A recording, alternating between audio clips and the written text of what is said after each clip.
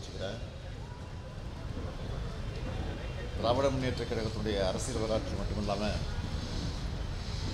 தமிழ்நாட்டோட வரலாற்றிலே மிக முக்கியமான நாளாக இந்த நாள் அமையப்போகுது. ஓரணியில் தமிழ்நாடு என்ற மகத்தான முன்னெடுப்பை திராவிட முன்னேற்ற கழகத்தின் சார்பில் இன்றைக்கு நான் தொடங்கி வைக்கிறேன். இன்று தொடங்கி 45 நாட்கள் தொடர்ந்து இந்த பயணம் நடைபெறுகிறது. இன்று 38 வருவாய் மாவட்ட கழகங்களையும் அந்தந்த மாவட்டத்தினுடைய பொறுப்பு அமைச்சர்கள், மாவட்ட கழகத்தினுடைய செயலாளர்கள் என்னுடைய இந்த நிருபர்கள் சந்திப்பு நிகழ்ச்சி முடிஞ்சோடனே இன்றைக்கு அவங்கவுங்க பகுதியில் ஊடக தோழர்களையும் பத்திரிகை நண்பர்கள் சந்திக்க இருக்கிறாங்க. நாளைக்கு தமிழ்நாட்டில் இருக்கக்கூடிய 78 மாவட்ட கழகங்கள் சார்பில் ஓரணியில் தமிழ்நாடு என்ற தலைப்பில் பொதுக்கூட்டங்கள் நடைபெறவிருக்கிறது. அதில் கழக முன்னணியினர் பங்கேற்று உரையாற்ற இருக்கிறார்கள். அதைத் தொடர்ந்து ஜூலை 3ஆம் தேதியிலிருந்து தமிழ்நாடு முழுக்க வீடு வீடாக போய் மக்களை சந்திக்க இருக்கிறோம். அமைச்சர்கள், நாடாளுமன்ற உறுப்பினர்கள், சட்டமன்ற உறுப்பினர்கள், கழக முன்னோடிகளெல்லாம் அவங்கவுங்க சொந்த வாக்குச்சாவடிகளில் இருக்கக்கூடிய வீடுகளுக்கு நேரிலே போக போகிறாங்க. இதுக்காக கழகத்தினுடைய தகவல் தொழில்நுட்ப அணியின் சார்பில் தொகுதிக்கு ஒருத்தர்னு 234 பேர்களுக்கு பயிற்சி அளிக்கப்பட்டிருக்கு. அந்த பயிற்சி பெற்ற 234 பேரும் தமிழ்நாடு முழுக்க 68,000 வாக்குச்சாவடிகளில் இருக்கக்கூடிய பூத் டிஜிட்டல் ஏஜெண்டுகளுக்கு பயிற்சி தந்திருக்காங்க. தமிழ்நாட்டுடைய மண், மொழி, மானம் காக்க மக்கள் எல்லாரையும் ஓரணியில் திரட்டுறது தான் இதனுடைய அடிப்படையும் முதன்மையான நோக்கமும். தமிழ்நாட்டுக்கு தொடர்ந்து இழைக்கப்படக்கூடிய அநீதிகள், தமிழ்நாட்டு மக்கள் எல்லாரும் ஒருங்கிணையணும், அதை எதிர்த்து போராடணும் என்பதற்கான முயற்சி தான் இந்த முயற்சி. ஒன்றிய பாஜக அரசால் நம்முடைய தமிழும் தமிழ்நாடும் எப்படியெல்லாம் பாதிக்கப்படுதுன்னு நான் ரொம்ப உங்களுக்கு சொல்ல தேவையில்லை. சுருக்கமாக சில தலைப்புச் செய்திகள் மாத்திரம் நான் உங்களுக்கு சொல்ல விரும்புகிறேன். அரசியல், பண்பாடு, மொழி, பொருளாதாரம் எல்லா வகையிலும் நமக்கு எதிராக செயல்படுறாங்க என்பதற்கு சில எடுத்துக்காட்டுகளை சொல்லணும்னா, அனைத்திலும் வளர்ந்த தமிழ்நாட்டை ஒன்றிய அரசு பல்வேறு வழிகளில் பல்வேறு நிலையில் தொடர்ந்து புறக்கணிச்சிக்கிட்டு இருக்கு. தமிழ்நாட்டிலிருந்து வசூலிக்கப்படக்கூடிய வரியை தமிழ்நாட்டுடைய வளர்ச்சிக்கு தர்றதில்லை. தமிழ்நாட்டுடைய நிதி உரிமைகள் ஜிஎஸ்டி கொள்கை மூலமாக அது புறக்கணிக்கப்படுது. எதிர்க்கட்சிகள் ஆளக்கூடிய மாநிலங்களுக்கு உரிய நிதி ஒதுக்கிறதில்லை. தமிழ்நாட்டுக்கான சிறப்பு திட்டங்களும் கிடையாது. பள்ளி கல்விக்கான நிதியும் மறுக்கப்படுது. ஒன்றிய அரசின் திட்டங்களுக்கும் தமிழ்நாடு அரசு தான் நிதியை தந்து அதை இன்றைக்கி நாங்கள் தொடர்ந்து நிறைவேற்றிக்கிட்டு இருக்கோம். நீட் தேர்வு மூலமாக அடித்தட்டு மாணவருடைய மருத்துவ கல்வி கனவு சிதைக்கப்பட்டிருக்கு. தேசிய கல்விக் கொள்கை இந்தி திணிப்பு கொள்கையாக மட்டுமே இருக்குது. தமிழுக்கு வெறும் 113 கோடியும், சமஸ்கிருதத்துக்கு 2532 கோடியும் ஒதுக்கியிருக்காங்க.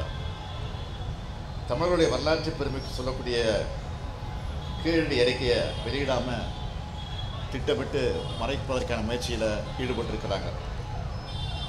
இதையெல்லாம் நாங்கள் தொடர்ந்து பேசிகிட்டு இருக்கிற காரணத்தினாலேயே போக தெரியல. தமிழ்நாட்டோட தொகுதி மறுவரை என்ற பேரில் தமிழ்நாட்டோட நாடாளுமன்ற தொகுதிகளோட கூட எண்ணிக்கையை குறைக்க திட்டம் தீட்டியிருக்காங்க. இப்படி சொல்லிகிட்டே போகலாம். ஒரு சிலவற்றை மட்டும் தான் உங்களுக்கு சொல்லியிருக்கிறேன். இதெல்லாம் வெறும் அரசியல் விமர்சனங்களை மட்டுமல்ல, தமிழ்நாட்டுடைய உரிமை சார்ந்தவை. இதெல்லாம் அரசியல் கட்சிகளால் மட்டும் இல்லை, ஒட்டுமொத்த தமிழ்நாட்டு மக்களாலும் எதிர்க்கப்படணும். இது அதுக்காக தான் தமிழ்நாட்டில் இருக்கக்கூடிய எல்லா வீட்டுக்கும் போய், அது ஆளுங்கட்சி எதிர்கட்சின்னு பார்க்காம எல்லா வீட்டுக்கும் போய் மக்கள் எல்லாரையும் சந்திக்க போகிறோம். அப்போ தான் திராவிட முன்னேற்ற கழகத்தில் இணைய விரும்புகிறவங்க இணையலாம். திமுகவில் சேர ஆர்வம் இருக்கிறவங்க செயலி மற்றும் நேரடி படிவம் மூலம் பதிவு செய்யப்படுவாங்க. மேலோட்டமாக பார்த்தா திமுக தனக்கான உறுப்பினர் சேர்க்குதுன்னு உங்களில் சிலர் கூட நினைக்கலாம். ஆனால் உண்மையான நோக்கம் என்னென்னா, கட்சி எல்லைகளை தாண்டி தமிழ்நாட்டுடைய நலனுக்காக தமிழ்நாடு ஒன்றுபட்டு நிற்கிறப்போ எந்த சக்தியாலும் நம்ம வீழ்த்த முடியாதுன்னு காட்டியாகணும். பாஜகவோட அரசியல் படையெடுப்பை, பண்பாட்டு படையெடுப்பை, தமிழ்நாடு மீது தொடுக்கப்பட்டிருக்கக்கூடிய பொருளாதார போரை எதிர்கொள்ள நெஞ்சுரம் உள்ள அரசியல் சக்தி தேவை.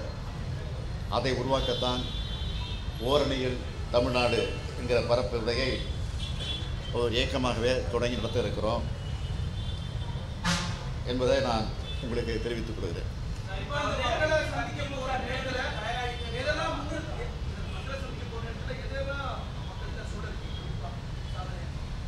ஏற்கனவே சொல்லுங்க, ஒன்றிய அரசு இப்படினால இந்த தமிழ்நாடு இப்படியெல்லாம் வஞ்சிக்கப்படுது, இப்படியெல்லாம் கொடுமைக்கு ஆளாகப்படுதுலாம் சொல்ல இருக்கிறோம். அதே நேரத்தில் திராவிட முன்னேற்ற கழகத்துடைய ஆட்சி வந்ததுக்கு பிறகு செஞ்சிருக்கக்கூடிய சாதனைகள், திட்டங்கள் ஏற்கனவே மக்களுக்கு தெரிஞ்சிருக்கு. இருந்தாலும் நினைவுபடுத்தி துண்டு பிரசுரம் மூலமாக கொடுத்து அந்த பிரச்சாரமும் நடக்க இருக்குது. அதே நேரத்தில் உறுப்பினர் இருக்கிற அந்த பணி நடைபெறுது.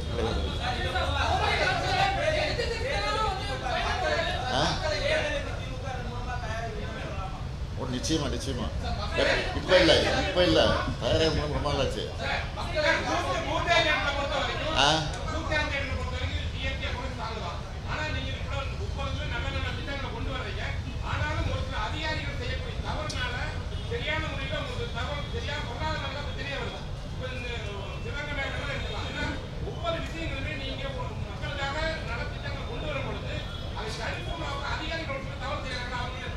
என்ன தவறு செய்கிறாங்க? என்னது வந்தோடனே ஆக்ஷன் எடுத்துட்டுமே வந்து எங்களுக்கு எப்போ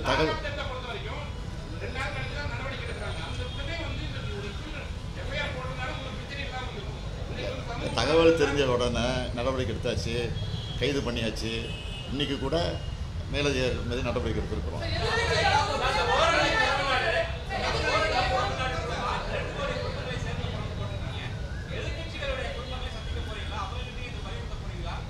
சொல்ல போகிறோம், நிச்சயமாக சொல்ல போகிறோம்.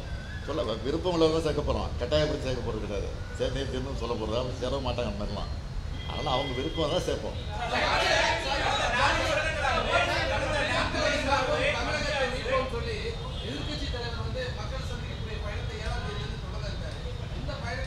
அவர் இப்போ தான் மக்கள் சந்திக்க போகிறாரு. இப்போ தான் மக்களை சந்திக்க போகிறாரு. நாங்கள்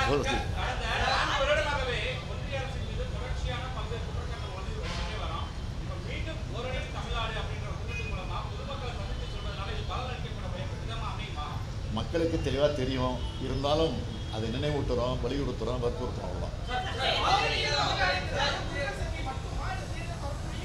தேர்தல் பரப்புரை உண்டு, உறுப்பினர் சேர்ப்பு உண்டு, ஒன்றிய அரசு வஞ்சித்து கொண்டிருக்கக்கூடிய அந்த கொடுமைகளும் உண்டு. இன்றைக்கு திராவிட முன்னேற்ற கழகத்துடைய சாதனைகளையும் சொல்ல இருக்கோம்.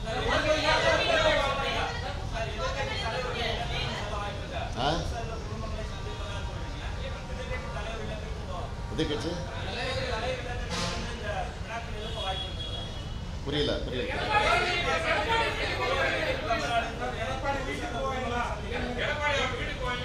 அது அங்கே இருக்கிற சூழ்நிலையை பொறுத்து இருக்குது. அவங்க பொறுப்பாக பிடிச்சிருக்கோம். அவங்கள்ட்ட அவங்க சூழ்நிலை தவிர போவாங்க. நான் அந்த பகுதியில் தான் நிச்சயம் போவேன்.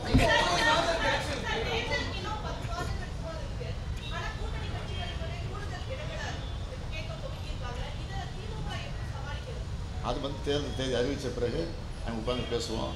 அதை சமாளித்து கொடுக்கலாம்.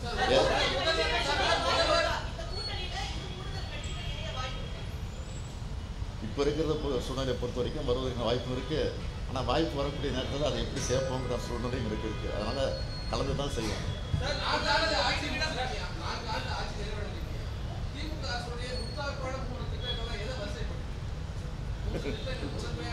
எல்லாத்தையும் வரிசைப்படுத்தலாம். அதான் நீ கேட்டங்கிறத 3 சொல்லிடுறேன். காலை உணவு திட்டம் அது தேர்தல் வாக்குறுதல் கிடையாது இல்லையா? அதை நிறைவேற்றிருக்கிறோம். மகளிர் உரிமை திட்டம் அது தேர்தல் வாக்குறுதி இருக்குது. அதை வந்து கிட்டத்தட்ட 60% நிறைவேற்றிட்டோம். இன்னும் ஒரு 20% மிச்சம் இருக்குது. அதையும் விட்டு போனதும் அது அவங்க தவறாக படிவத்தை பூர்த்தி பண்ணாமல் தவற விட்டுட்டாங்க. அதை சில தப்பாக பதிவு பண்ணியிருக்கிறாங்க. அதெல்லாம் திருத்தி அதுக்கு ஒரு முகாம் போட்டு அதுவும் செப்டம்பர் மாதம் கொடுக்க போகிறோம். அதனால் அது ஒரு திட்டம், அது பெரிய திட்டம். பேருந்து இலவச பயணம் இது கட்டணம் இல்லாமல் பயணம் பண்ணுறாங்களே அது ஒரு பெரிய திட்டம். அப்புறம் மாணவர்களுக்கு மாணவிகளுக்கு கல்விக்காக 1000 ரூபாய், ஆரம்ப பள்ளியை முடிச்சுட்டு கல்லூரிக்கு போகும்போது 1000 ரூபாய், அந்த அற்புதமான திட்டம். இப்படி பல திட்டங்கள் இருக்குது. எதை சொல்கிறது எதை பண்ணுறதுன்னு தெரியல. போவேன், வாய்ப்பு கிடைக்கும்போது போவேன்.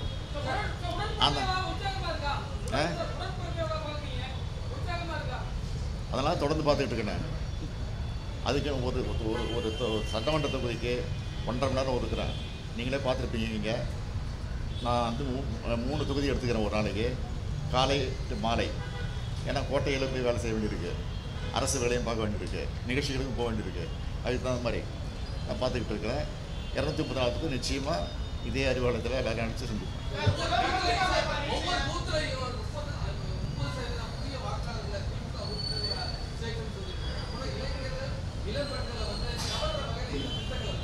என்னங்க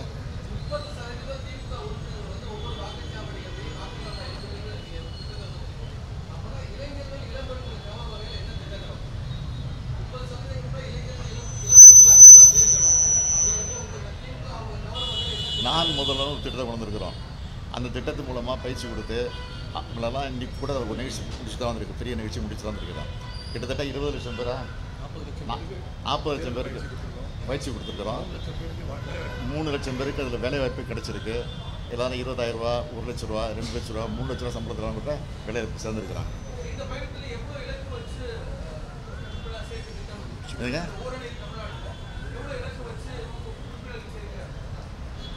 நாங்கள் டார்கெட் ஃபிக்ஸ் பண்ணியிருக்கோம். 30% ஒரு பகுதியில் சேர்க்கணும்னு சொல்லியிருக்கிறோம். எல்லாம் எங்களுக்கு வர செய்தியாக 30 இல்லை 40% சேர்ப்போங்கிற உறுதியும் கொடுத்துருக்குறாங்க. நான் ஏற்கனவே 200 சொல்லியிருக்கிறோம். அதை தாண்டி தான் வரும்னு நினைக்கிறேன்.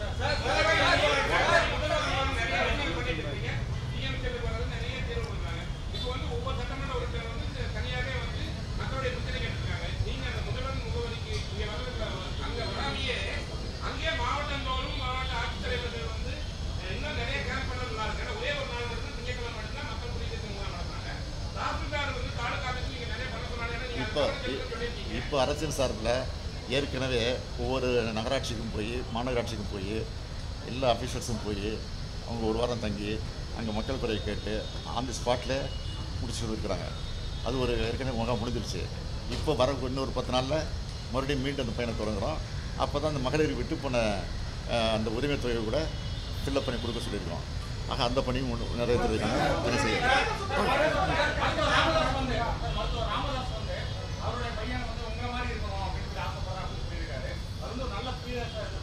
இல்லை அது அவருடைய ஆசை. அவருடைய கருத்தை நான் எப்படி மறுக்க முடியும்? அவருடைய கருத்தை மறுக்க முடியாது, ஏற்றுக்க முடியாது.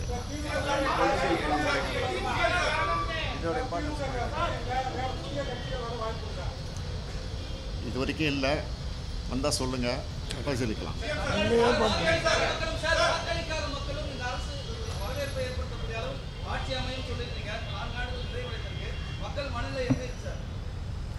இந்த உரிமை தொகை இருக்க டிஎம்கே மட்டும் வாங்கலை, டிஎம்கே மட்டும் வாங்கலை, எல்லா கட்சியிலும் இருக்கிற மக்கள் வாங்கிட்டு இருக்கிறாங்க. அதான் அப்பயே நான் சொன்னேன், பதவி எடுத்துக்கிட்டு போன நாளே சொன்னேன். இந்த ஆட்சி வந்து வாக்களித்தவர்கள் பெருமைப்படணும். வாக்களிக்க தவறுகள் இப்படிப்பட்ட கட்சிக்கு நம்ம வாக்களிக்காமல் போயிட்டோமே அப்படின்னு வருத்தப்படணும். அந்த மாதிரி சூழ்நிலை ஆட்சி நடத்தும்னு சொன்னேன். அதை நடத்திட்டு இருக்கேன்.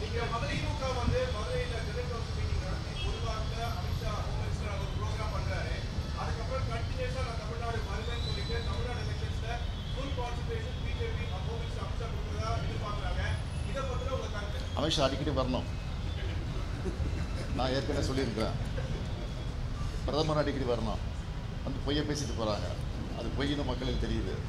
அது எங்களுக்கு தேர்தல் நேரத்தில் அது லாபமாக அடையும்.